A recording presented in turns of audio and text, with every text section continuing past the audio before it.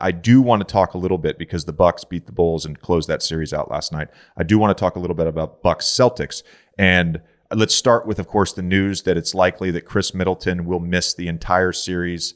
Shams announced this morning that he's got a grade 2 MCL sprain. So the Bucks will be without him. Of course, they were able to close the Bulls out without him over the last couple games. Just some general thoughts I have about the Bucks here. So Giannis obviously dominated, but he had a ton of offensive fouls in that Bulls series.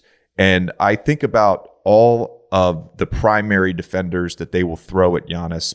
Horford, of course, will get a large part of that assignment. But I think a lot about the secondary defenders. Marcus Smart is great at taking charges, as is Al.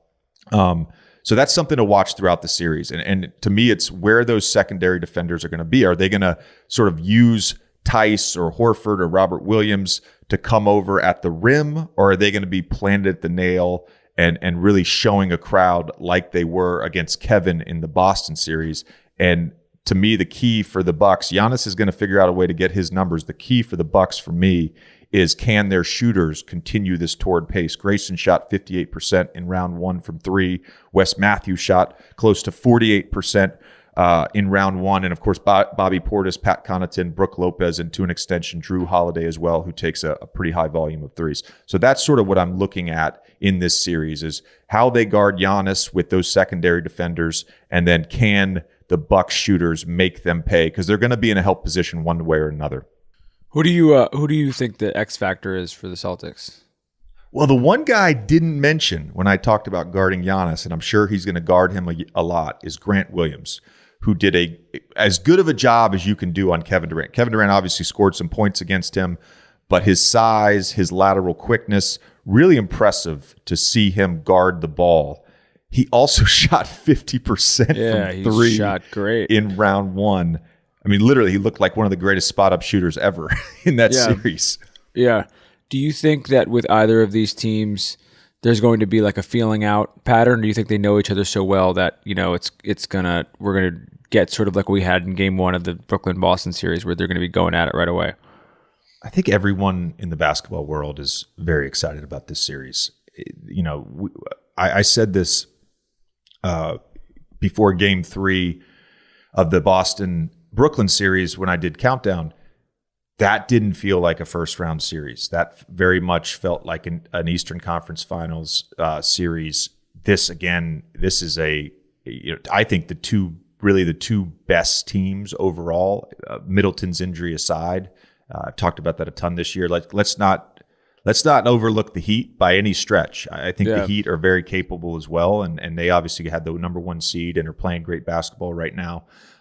But given what the Celtics have done since January 6th, when R.J. Barrett hit a bank shot buzzer beater to beat them, since that point in time, I think they were 18-21.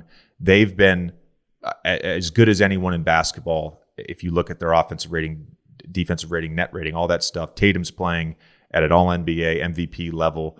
And then the Bucks, they were 35-10. I've said this so many times. They're 35-10 when those 3 guys play. Losing Middleton hurts.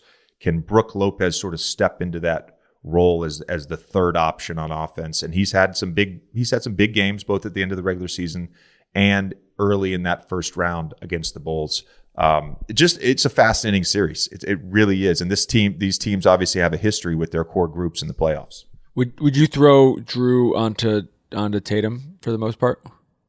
Yeah, this is where I think losing Chris Middleton hurts, because Chris Middleton guards those type of players. The Bucks are a heavy drop coverage team, especially when Brooks in the lineup, and they obviously do that with Portis as well. But losing him hurts.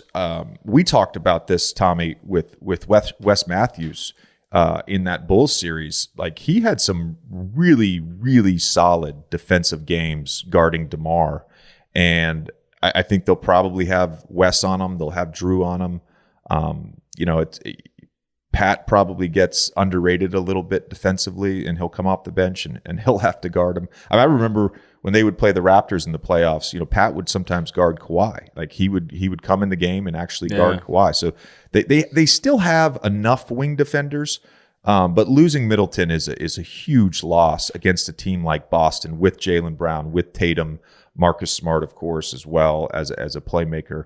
But either way, I'm stoked for this series.